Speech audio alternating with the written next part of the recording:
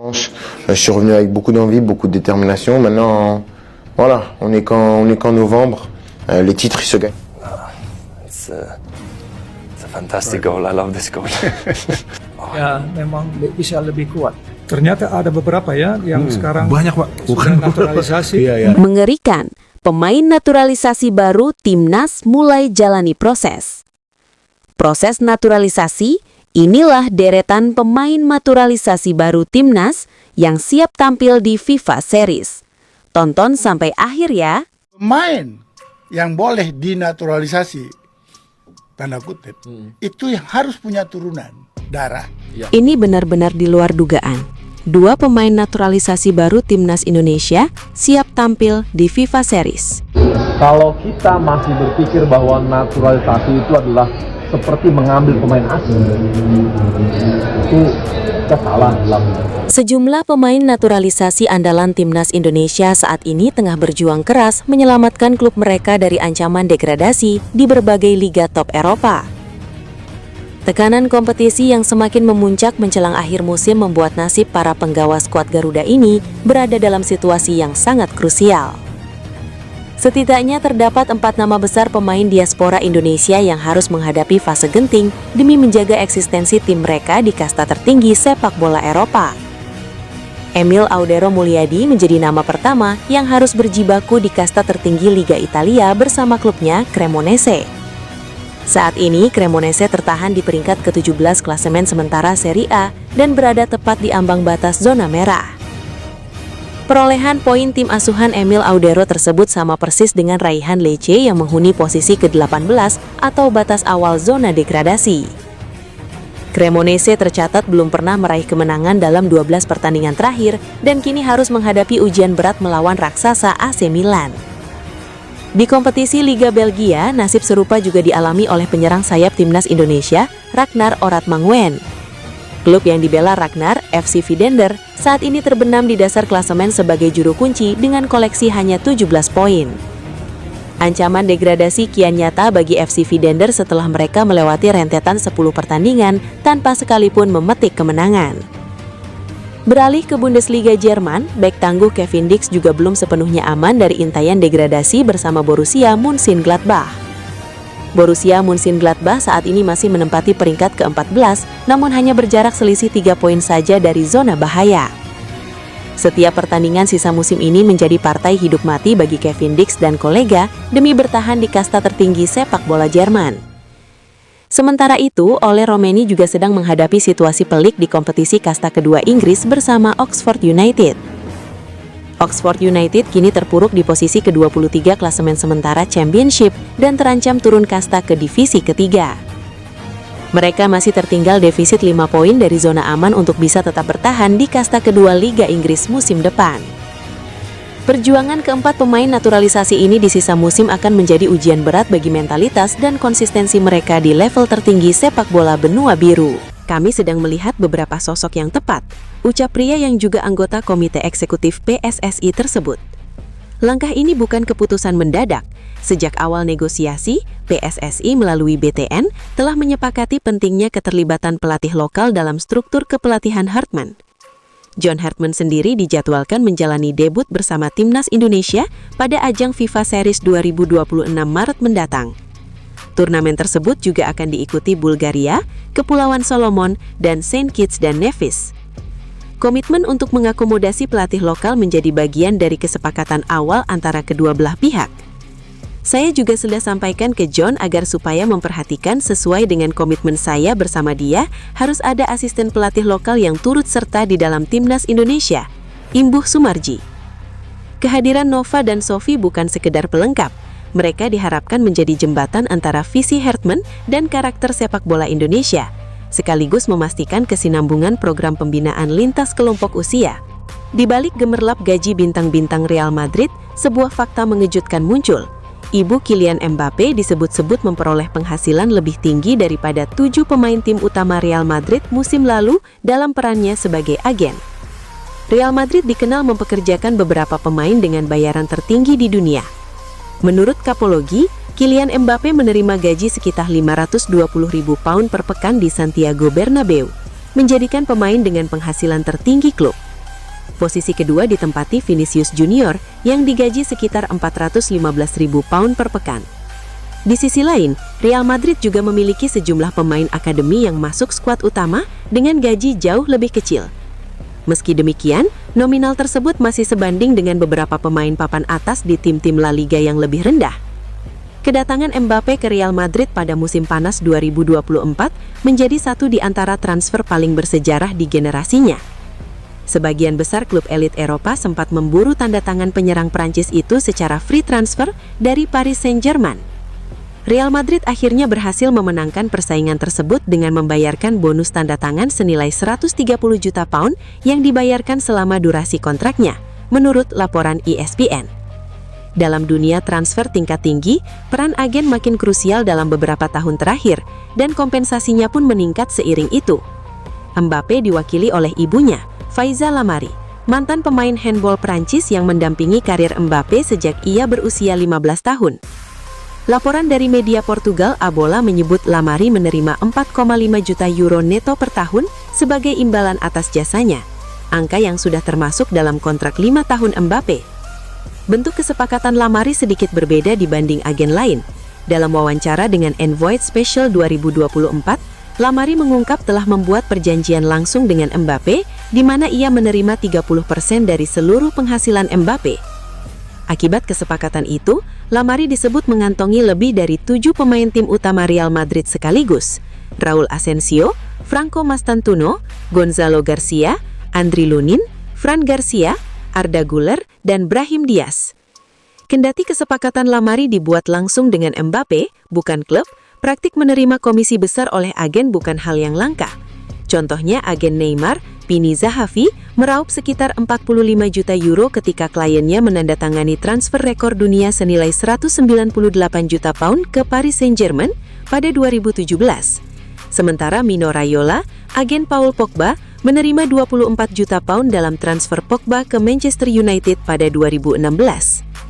Sebagian besar klub biasanya membayar komisi standar 10% dari gaji pemain untuk agen, dan agen juga bisa menerima bagian dari paket transfer secara keseluruhan. Dalam kasus Mbappe, Real Madrid tidak mengeluarkan biaya transfer karena kontraknya dengan PSG sudah habis. Namun itu memberi kesempatan bagi penyerang Prancis itu untuk meminta bonus tanda tangan besar yang turut mempengaruhi negosiasi agen. Pemain timnas Indonesia Dean James mengalami cedera dan harus absen membela klubnya Go Ahead Eagles dalam persaingan Eredivisie 2025-2026. Timnya takluk 3-1 dari Heerenveen pada partai tunda pekan ke-20 Kamis, 12 Februari 2026 dini hari. Go Ahead Eagles berstatus tuan rumah menghadapi Heerenveen tanpa diperkuat Dean James yang hingga kini belum diungkapkan secara mendetail mengenai jenis dan tingkat keparahannya. Dalam laga ini, posisi yang sering ditempati Dean James diisi oleh Alphonse Sampet. Laga berlangsung sengit di babak pertama hingga tak ada gol yang tercipta. Baru pada menit ke-54, Go Ahead Eagles membuka keunggulan lewat gol Julius Dirksen menuntaskan umpan Jacob Breum. Namun tim tamu Heerenveen mengamuk setelah kebobolan. Hanya berselang 4 menit saja setelah gol tuan rumah, Lasse Nordas menyamakan kedudukan menjadi 1-1. 10 menit kemudian Lasse Nordas mencatat brace setelah menyelesaikan assist dari Maxence Rivera. Menit ke-81, giliran Jacob Trenskov memastikan kemenangan Heerenveen dengan memanfaatkan umpan Maxence Rivera. Skor 3-1 untuk keunggulan Heerenveen bertahan hingga laga usai. Hasil buruk bagi Go Ahead Eagles yang sudah tak merasakan kemenangan dalam 10 laga terakhir di Eredivisie. Posisi mereka di klasemen juga cukup rawan longsor, dengan nilai 23, hanya berjarak 6 poin dari tim penghuni zona degradasi, dengan kompetisi menyisakan 12 pertandingan lagi. Pelatih Go Ahead, Melvin Bol, menyoroti performa timnya yang bermain buruk, terutama gol sepele saat Heerenveen menyamakan kedudukan, yang kemudian menjadi titik awal kekalahan timnya. Kita memberikan tendangan sudut dengan sangat mudah, kita harus merasakan situasi yang kita hadapi, tuturnya. Dikutip dari Football Primavera. Dengan situasi susah menang di 10 pertandingan beruntun dan posisi di papan klasemen yang mengkhawatirkan, membuat Go Ahead Eagles harus mati-matian bangkit di laga tersisa. Berikutnya mereka akan bertandang ke markas Feyenoord. Kita butuh kemenangan, kemudian kita harus menghadapinya dan menembakkan bola. Kita bisa berbicara satu sama lain sepanjang minggu, Tetapi saat-saat seperti itulah kita harus menunjukkan mentalitas mati suri. Itu terlalu mudah, jelasnya. Kabar kurang enak datang dari pemain keturunan Indonesia di Bundesliga, Jensen Silt. Klub Bundesliga, VfL Wolfsburg, memutuskan untuk tidak mempermanenkan Silt. Bek muda keturunan Indonesia itu dilaporkan kecil kemungkinan dipermanenkan setelah masa peminjamannya berakhir pada musim ini. Mengutip laporan Football Transfers, manajemen Wolfsburg hampir pasti tidak akan mengaktifkan opsi pembelian dalam kontrak pinjaman Silt dari Sunderland. Silt didatangkan dengan harapan bisa menambah kedalaman di lini pertahanan, namun perjalanannya di Volkswagen Arena tak berjalan mulus. Sebelum dipinjamkan ke Wolfsburg, pemain berusia 22 tahun itu baru saja pulih dari cedera ligamen lutut (ACL) yang cukup serius. Silt sempat berjuang keras untuk kembali ke performa terbaiknya. Sayangnya setelah tiba di Wolfsburg, Silt kembali mengalami sejumlah masalah fisik dan absen karena sakit. Bahkan sepanjang tahun kalender ini ia belum sekalipun tersedia untuk memperkuat tim. Situasi tersebut membuat Wolfsburg ragu untuk melanjutkan kerjasama secara permanen. Dengan minimnya kontribusi di lapangan serta riwayat cedera yang mengkhawatirkan, klub Bundesliga itu diperkirakan tidak akan menebusnya dari Sunderland. Padahal Sunderland masih mengikat Silt dengan kontrak jangka panjang hingga 2028. Artinya, bek tengah tersebut kemungkinan besar akan kembali ke Inggris setelah masa peminjamannya tuntas. Sinyal dari klub Bundesliga ini harus jadi bahan pertimbangan untuk PSSI jika memiliki opsi untuk menaturalisasi Jensen Silt. Bukan tidak mungkin jika Jensen Silt dinaturalisasi, kontribusinya akan sangat minim bersama timnas Indonesia dan tak cocok dengan strategi John Herdman. Fenomena pemain naturalisasi pulang ke Liga Indonesia kembali menjadi perbincangan hangat di kalangan pecinta sepak bola nasional. Dalam beberapa bulan terakhir, sejumlah pemain diaspora dan keturunan yang sebelumnya berkarir di Eropa memilih kembali merumput di kompetisi domestik. Kondisi ini memunculkan dugaan bahwa pemain naturalisasi pulang ke Liga Indonesia tidak lepas dari kepentingan Piala AFF 2026. Isu pemain naturalisasi pulang ke Liga Indonesia semakin ramai setelah muncul analisis dari sejumlah pengamat dan kreator konten sepak bola. Mereka menilai kepulangan massal pemain diaspora terkesan tidak wajar, terutama karena sebagian besar masih berada dalam usia produktif dan dinilai mampu bersaing di level Eropa. Dugaan ini pun mengarah pada strategi PSSI dalam menyiapkan tim nasional menghadapi Piala AFF 2026. Turnamen regional tersebut disebut-sebut menjadi target utama untuk mengembalikan citra federasi setelah kegagalan di level dunia. Dalam beberapa bursa transfer terakhir, publik dikejutkan dengan kembalinya sejumlah pemain keturunan ke Liga Indonesia. Nama-nama seperti Rafael Struijk, Eliano Reinders, Shane Patinama, Mauro Zylstra hingga Cyrus Margono menjadi contoh pemain yang memilih pulang meski masih berusia muda. Secara teori, pemain-pemain tersebut masih memiliki peluang untuk mencari klub baru di Eropa, baik di kasta kedua maupun ketiga. Namun keputusan kembali ke tanah air justru memunculkan tanda tanya besar. Pengamat menilai, langkah ini bertolak belakang dengan praktik di negara lain. Di Thailand, Jepang, hingga Timor Leste, federasi justru mendorong pemain mudanya untuk terus berkarir di luar negeri demi meningkatkan kualitas. Salah satu alasan yang paling sering disoroti adalah jadwal Piala AFF 2026 yang berdekatan dengan agenda pramusim klub-klub Eropa. Pada periode tersebut, pemain yang masih berstatus abroad hampir dipastikan sulit mendapat izin membela tim nasional. Jika pemain masih terikat klub Eropa, mereka cenderung diwajibkan mengikuti agenda pramusim demi menjaga posisi di tim utama. Akibatnya, peluang membela Indonesia di Piala AFF menjadi kecil. Berbeda halnya jika pemain sudah bermain di Liga Indonesia, PSSI dinilai lebih mudah berkoordinasi dengan klub lokal, baik melalui penyesuaian jadwal maupun kebijakan khusus. Dengan begitu, pemain dapat dipastikan tersedia saat turnamen berlangsung. Sejumlah analis menilai, Piala AFF memiliki nilai strategis bagi PSSI dari sisi pencitraan. Setelah kegagalan lolos ke Piala Dunia dan kontroversi pergantian pelatih, kepercayaan publik terhadap federasi berada di titik rendah. Jelang keikutsertaan timnas Indonesia di ajang FIFA Series 2026 nanti di bulan Maret 2026 mendatang, beberapa media lokal menyebut skuad Garuda tengah mempersiapkan tim jelang laga uji coba tersebut. PSSI sendiri juga dirumorkan tengah mendekati beberapa pemain diaspora baru guna membuka peluang untuk dinaturalisasi dan membela timnas Indonesia. Langkah ini sendiri dianggap beberapa pihak sebagai sesuatu yang cukup wajar bagi timnas Indonesia dalam beberapa tahun terakhir. Beberapa pemain naturalisasi baru memang kerap kali memperkuat timnas Indonesia jelang laga-laga tertentu sebelumnya. Hal ini terjadi sejak era kepelatihan Shin Tae-yong dan Patrick Kluivert. Namun menanggapi isu rencana penambahan pemain naturalisasi baru di tubuh timnas Indonesia, PSSI justru membantah adanya rumor tersebut. Arya Sinulinga menyebut belum ada rencana penambahan pemain naturalisasi baru yang direkomendasikan oleh pelatih timnas Indonesia saat ini, yaitu John Herdman. Kita belum tahu, mungkin dia melihat yang ada dulu, mungkin. Jadi belum tahu dia, kan lucu juga tuh tambah pemain. Tapi yang ada aja belum tahu kemampuannya, pembagiannya belum tahu. Nanti setelah FIFA Series, baru dia akan melihat apakah pemain ini lanjut atau ada perubahan, atau mungkin ada tambahan. Semua tergantung evaluasi dia. Sebelumnya, beberapa pemain keturunan dikabarkan membuka peluang dinaturalisasi dan membela timnas Indonesia.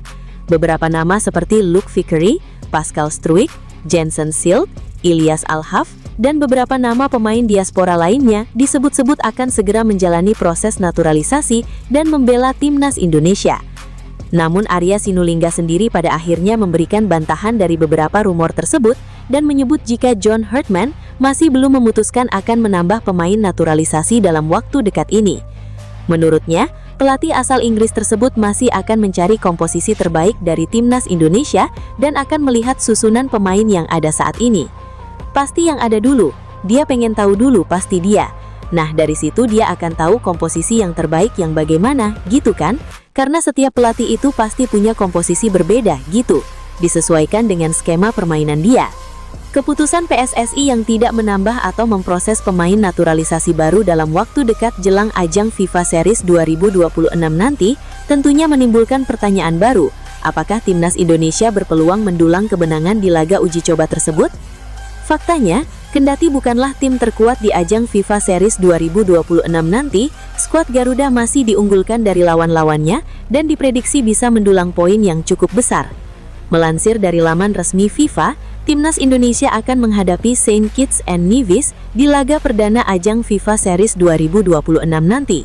Jika melihat dari ranking Saint Kitts and Nevis yang berada di peringkat 152 dunia, tentunya skuad Garuda cukup percaya diri bisa meraih kemenangan dari negara asal Subkonfederasi Amerika Utara, CONCACAF. Lalu di laga kedua, timnas Indonesia bisa berpeluang bertemu pemenang antara Bulgaria 87 dan Solomon Islands 154 yang akan saling bertanding di laga lainnya. Meskipun nantinya berpeluang bertemu Bulgaria yang memiliki ranking jauh di atas Indonesia, skuad Garuda tetap diunggulkan mampu meraih kemenangan dari negara asal Eropa Timur tersebut. Faktor tuan rumah dan sudah terbentuknya chemistry antar pemain jadi aspek yang bisa membuat Indonesia meraih kemenangan atas negara asal Eropa Timur tersebut. Jadi bagaimanapun menurutmu, apakah Indonesia memerlukan tambahan pemain naturalisasi atau tidak saat ini? Konfederasi Sepak Bola Asia mengonfirmasi bahwa terdapat protes dari Vietnam terkait penggunaan 7 pemain naturalisasi timnas Malaysia. Vietnam menyatakan kebenaran dokumen Facundo Garces, Rodrigo Holgado, Imanol Machuca, Joao Figueiredo, Gabriel Palmeiro, Hector Hevel, dan John Irazabal. Naturalisasi pemain timnas Indonesia. PSSI mengamuk, panggil Mbappe dan Haaland di FIFA Series. Ini benar-benar di luar dugaan. Mbappe dan Haaland akui sudah dihubungi PSSI. Tonton sampai habis ya. Nama pemain keturunan kembali menjadi perbincangan dalam dinamika pembangunan skuad timnas Indonesia. Kali ini, sorotan mengarah pada winger berdarah Indonesia Maroko, Ilyas Alhaf, yang menunjukkan performa menjanjikan bersama klub Thai League Bangkok United. Pemain berusia 26 tahun tersebut tampil impresif saat membantu timnya menaklukkan MacArthur FC dengan skor 2-0 pada leg pertama kompetisi Asia. Ia menyumbang gol pada menit ke-37 sebelum digantikan pada babak kedua. Kontribusi itu membuat catatan golnya bertambah menjadi 3 dari 6 laga di kompetisi Asia, sekaligus mengoleksi 6 gol dan 2 assist dari total 25 penampilan musim ini. Penampilan konsisten tersebut kembali membuka diskusi soal peluang naturalisasi. Terlebih, Pergantian kepemimpinan di bangku pelatih Timnas Indonesia membuat pemantauan pemain diaspora kembali diperluas, termasuk mereka yang sebelumnya belum mendapat kesempatan. Nama Ilyas sebenarnya bukan hal baru dalam pembahasan calon pemain naturalisasi. Pada 2024 lalu, pengamat sepak bola nasional Roni Pangamanan sempat mengungkapkan bahwa sang pemain sudah diajukan ke federasi. Pak Ketua Umum PSSI, Pak Erick Thohir, sudah mendapatkan nama Ilyas Al-Haft dan saya coba memberikan nama Ilyas Al-Haft ini ke beliau, ujar Bung Ropan pada kanal YouTube pribadinya. Dan beliau sudah teruskan ke Shin Tae-yong untuk dilihat, dipertimbangkan, sudah ada di tangan Shin Tae-yong, semua tergantung STY, tambah Bung Ropan. Ilyas memiliki garis keturunan Indonesia dari kakek dan nenek yang berasal dari Solo, Jawa Tengah. Faktor ini membuka peluang administratif untuk proses naturalisasi.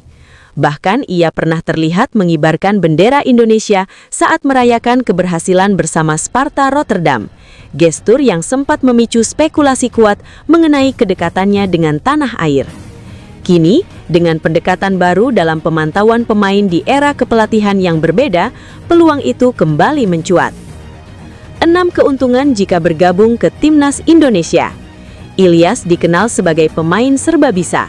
Posisi utamanya adalah sayap kanan, tetapi ia juga dapat dimainkan di sayap kiri, gelandang serang, hingga penyerang tengah. Fleksibilitas seperti ini sangat berharga dalam sepak bola modern yang menuntut adaptasi taktik tinggi. Kariernya ditempa di sistem sepak bola Belanda, termasuk bersama Sparta Rotterdam dan Almere City. Ia juga sempat merasakan pengalaman di Liga Armenia. Jam terbang lintas liga memberi nilai tambah dalam hal pengalaman dan mental bertanding. Ilyas pernah memperkuat tim kelompok usia Belanda, termasuk mencatat sejumlah penampilan di level U20. Pengalaman tersebut menunjukkan kualitas pembinaan teknis yang dimilikinya sejak dini. 4. Kaki kidal yang tajam. Kemampuan kaki kiri menjadi senjata utamanya. Beberapa gol penting di kompetisi sebelumnya lahir dari kaki dominan tersebut, termasuk kontribusi kemenangan di Liga Armenia. 5. Skill individu dan umpan kreatif. Ia dikenal memiliki kemampuan dribble 1 lawan 1 yang efektif, serta umpan terobosan akurat. Kualitas ini bisa menambah variasi kreativitas lini serang tim nasional, terutama dalam membuka ruang pertahanan lawan. 6. Pengalaman kompetisi Asia. Bermain di Thai League dan kompetisi antar klub Asia memberinya adaptasi terhadap gaya permainan kawasan. Hal ini dapat mempermudah integrasi jika harus menghadapi lawan regional di level tim nasional. Nama Luke Vickery mulai mencuri perhatian publik sepak bola Asia Tenggara. Gelandang serang MacArthur Bulls FC itu mengungkap adanya komunikasi awal dengan pelatih Timnas Indonesia, John Herdman. Pernyataan tersebut muncul di tengah performa impresifnya di kompetisi domestik Australia dan Liga Champions Asia 2. Vickery tampil konsisten sebagai pemain depan yang fleksibel dan produktif. Situasi ini menjadi menarik karena pemain muda tersebut memiliki 3 opsi kewarganegaraan untuk level internasional: Australia, Amerika Serikat, dan Indonesia. Ketiganya terbuka secara regulasi. Faktor Indonesia semakin relevan setelah terungkap bahwa Vickery memiliki garis keturunan dari Medan, Sumatera Utara. Latar belakang inilah yang kini menghubungkan namanya dengan proyek regenerasi Timnas Indonesia. Luke Vickery dikenal sebagai pemain depan yang mampu beroperasi di beberapa posisi. Posisi utamanya adalah sayap kanan, tetapi ia juga efektif bermain di sisi kiri maupun sebagai penyerang tengah. Kecepatan, akselerasi, dan kemampuan menyerang ruang menjadi kekuatan utama dalam permainannya. Adaptasinya bersama MacArthur terbilang cepat, baik di kompetisi domestik maupun level Asia. Musim ini, ia telah mencetak 5 gol dari 17 pertandingan. Salah satu momen paling menonjol terjadi saat MacArthur menghajar Melbourne City 6-2, di mana Vickery turut menyumbang gol penting. Sebelum bersinar di MacArthur, Vickery lebih dulu membela Western United di A-League. Pada musim 2024-2025, ia mencatat 1 gol dan 1 assist dari 11 penampilan di kasta tertinggi sepak bola Australia. Aspek paling menarik dari sosok Fikri adalah latar belakang keluarganya. Darah Indonesia mengalir dari sang nenek di jalur ibu yang berlahir di Medan, Sumatera Utara. Neneknya memiliki latar belakang keturunan Belanda dan Hindia Belanda sebelum kemudian berpindah ke Belanda dan menetap di Amerika Serikat. Garis keturunan ini membuka peluang administratif untuk Fikri membela Indonesia. Selain Indonesia dan Australia, ia juga memenuhi syarat memperkuat Amerika Serikat karena lahir di Hawaii saat ayahnya bekerja sebagai kurator lapangan golf di Sony Open. Saya bisa mewakili Australia, Amerika Serikat, atau Indonesia. Dan Indonesia cukup tertarik, kata Fikri dalam sebuah wawancara dengan Examiner. Senang Presiden, coba lagi.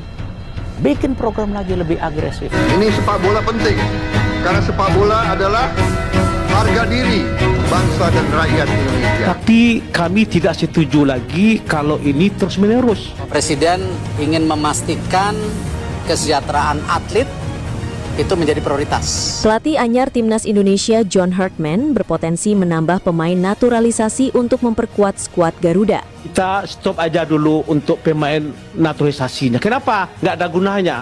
Sebab menurutnya, pemain yang memiliki pengalaman di 5 liga top dunia sangat dibutuhkan untuk bersaing di level tertinggi. Seperti diketahui, PSSI sempat menaturalisasi cukup banyak pemain keturunan Belanda di era kepelatihan Shin Tae-yong hingga Patrick Kluivert.